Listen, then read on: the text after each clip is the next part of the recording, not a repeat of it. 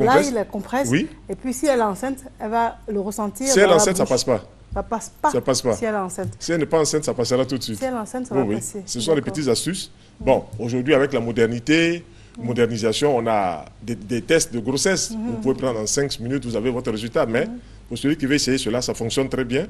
Tout de suite, vous utilisez l'ail comme ça et vous avez des résultats. Voilà. Donc, les asthmatiques peuvent utiliser de l'ail correctement. Les hypertendus devraient en faire une consommation quotidienne. Et il y a un peuple qui se trouve du côté du Tibet, les Hunza.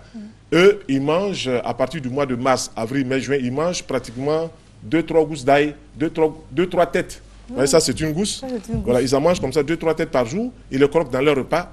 Et ils se rendent compte qu'un rajeunissement s'installe. D'ailleurs, dans cette région-là, il y a beaucoup de centenaires. Voilà, ce n'est pas le fait du hasard. On peut, nous aussi, en ville ici, l'essayer, en dépit même du fait qu'il y a beaucoup de pollution. On peut régulièrement introduire 2-3 morceaux d'ail dans sa nourriture. Il ne faut pas les cuire.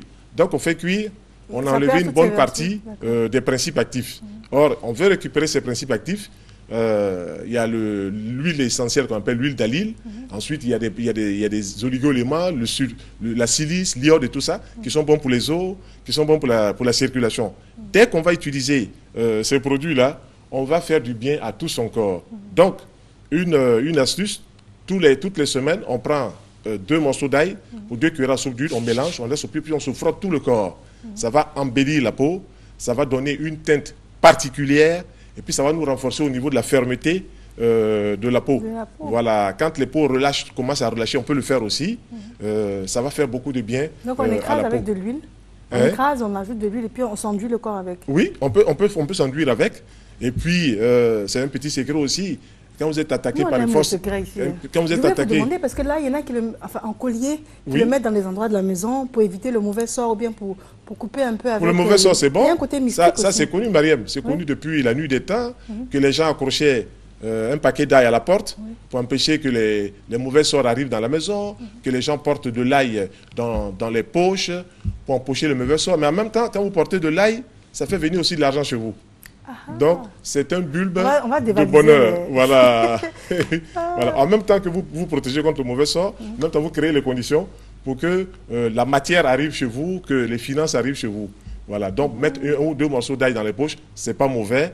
Ça permet de réaliser cela aussi. Voilà. Voilà ce qu'on peut dire en gros sur l'ail. Mais il faut mettre dans tous les repas de l'ail. Moi, je m'amusais il y a 15 ans en arrière, avec les patients qu'on rencontre, j'évite de les gêner avec l'odeur, mais sinon, j'en mangeais pratiquement. Puis les gens disent, mais docteur, toi, tu restes toujours jeune. Et oui, si on mange de l'ail, on va rester jeune. Si on mange de l'ail, toute une tête entière, où il y a 5 ou 6 gousses, tous les jours, c'est sûr que le cœur va être propre au niveau de ses pulsations, que les veines vont être nettoyées, que le sang sera rechargé, que la peau sera dynamique. Ah oui, ça, on l'a expérimenté plusieurs fois. Et chaque fois, je peux me glisser 2 ou 3 morceaux d'ail comme ça dans la journée, je le fais. Voilà, ça fait du bien. Et puis, tout le cerveau est bien oxygéné parce que c'est un antioxydant. Voilà, c'est un grand antioxydant. Voilà, Mariam. Alors, je vais vous demander, parce que vous avez parlé d'ail dans les poches, ça m'a fait penser au citron dans les poches. Parce que également, on dit contre le mauvais sort, ou bien en voiture, bien sûr, pour les accidents, tout ça, on demande toujours d'avoir un citron. Sûr. Il y a, quand on voit tous ces fruits, tous ces légumes et tout ça, ils ont leur côté physique, mais ils ont leur côté aussi métaphysique. C'est-à-dire que dans 15 jours, on parlera du citron ici, mais le citron, on peut l'utiliser aussi dans sa voiture, ça absorbe toutes les mauvaises énergies. Voilà, c'est ça comme ça, il y a des fruits, il y a des légumes comme ça, des choses que la nature nous a données, qui ont une capacité de récupérer tout ce qui est négatif autour de nous. Voilà, si vous mettez donc un citron dans votre poche, vous récupérez les charges négatives, du mauvais œil, la médisance et tout ça, et vous verrez que plus le citron sera marron, va noircir rapidement, plus les forces auront été absorbées. Ça, c'est des choses rapidement dans les voitures, ou bien dans la poche et tout ça.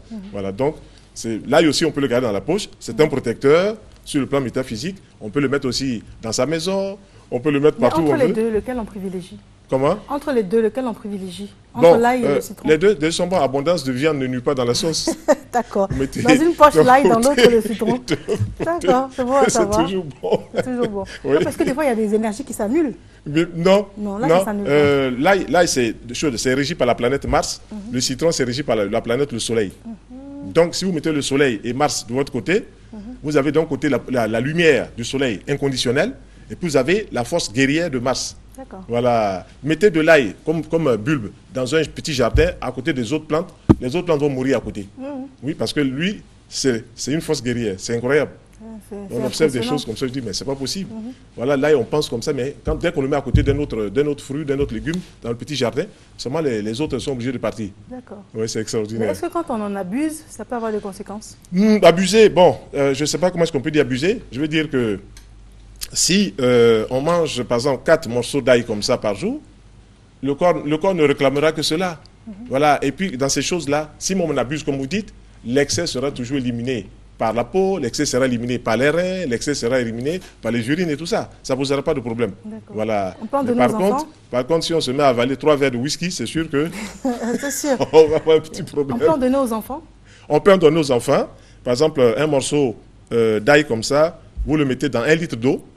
Dans 1 litre d'eau, vous écrasez ce taille-là, un morceau, puis vous le mettez dans 1 litre d'eau. Le principe actif est là, l'effet brûlant a disparu, et vous en donnez un verre, par exemple, avec un peu de miel le matin.